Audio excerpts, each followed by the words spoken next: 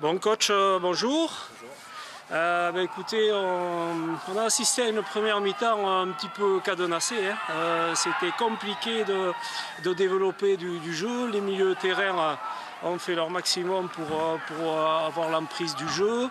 Et finalement, score de parité à la mi-temps tout à fait normal. Deuxième mi-temps beaucoup plus à votre avantage. Et puis ce fameux penalty à l'heure de jeu que vous ne maîtrisez pas. Quelles sont vos premières réactions à chaud juste à la fin du match?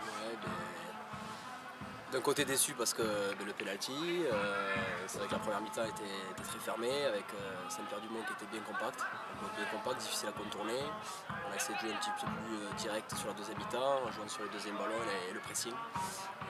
Ça a plutôt bien marché, donc le penalty raté, la barre sur un coup de pied arrêté. Notre centre cafouillage, on ne sait pas si elle est rentrée ou pas rentrée, il n'y a que la VAR qui le sait, donc voilà. Donc forcément oui, on a fait un match pour le gagner, donc je suis déçu, le groupe est déçu.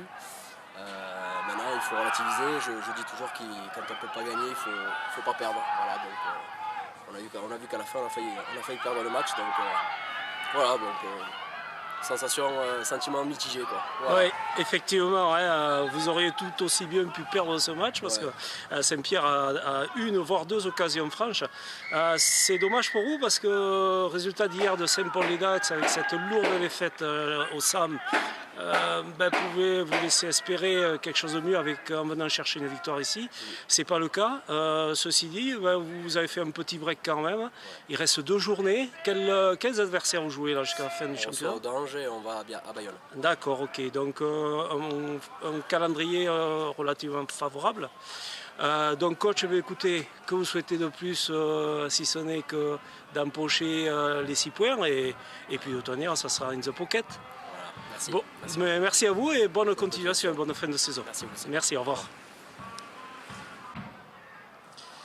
Bien, coach, bonsoir.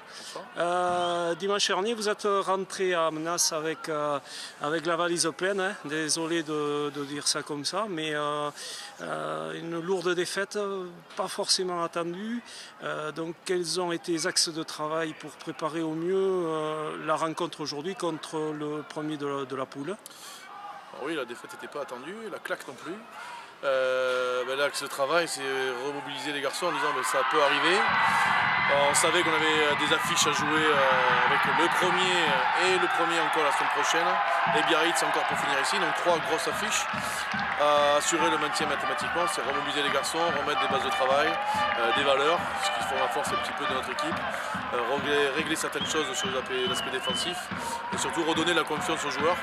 Je pense que c'était notamment la thématique pour oublier ce faux pas. Et tout le monde en était conscient, donc pas besoin de s'éterniser dessus. Ok, aujourd'hui on a vu un match très intéressant dans le sens où une première mi-temps complètement cadenassée. Villeneuve-d'Ornon par contre a pris le dessus en deuxième mi-temps sans pouvoir concrétiser avec ce fameux penalty des situations chaudes devant notre but, un Ludo dans les caisses qui a fait son boulot au même titre que les autres joueurs et pourtant on aurait pu très bien aussi finir le match avec une victoire, donc c'est un nul mérité. Qu'est-ce que tu en penses? Une première mi-temps on a empêché, je pense, on a fait déjouer l'équipe de Villeneuve par rapport aux valeurs mises en place. Une bonne équipe de Villeneuve qui m'avait fait déjà bonne impression au match aller avec des jeunes joueurs de qualité. On a répondu présent, on a quelques situations pour la période où on aurait peut-être mérité d'ouvrir le score. Maintenant sur la deuxième mi-temps, je m'attendais forcément qu'ils aient leur niveau de jeu, chose qu'ils ont réussi à faire. Nous on a un peu peut-être pioché par moment physiquement, on a les deux, une balle pour l'emporter, Ludo nous sort un péno.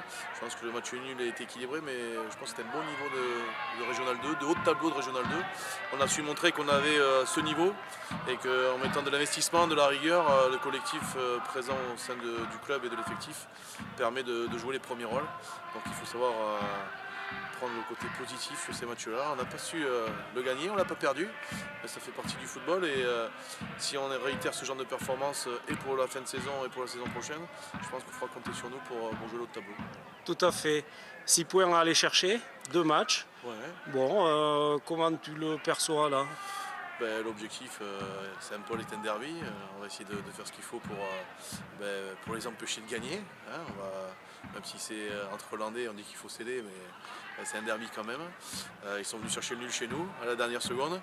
On va tenter de répondre présent déjà, parce qu'ils ont pris une claque à Mérignac. Donc je pense que dans leur public, ils auront l'intention de bien figurer. Et nous, on va essayer, comme aujourd'hui, de montrer qu'on a une bonne image, donner une bonne image, qu'on a le niveau.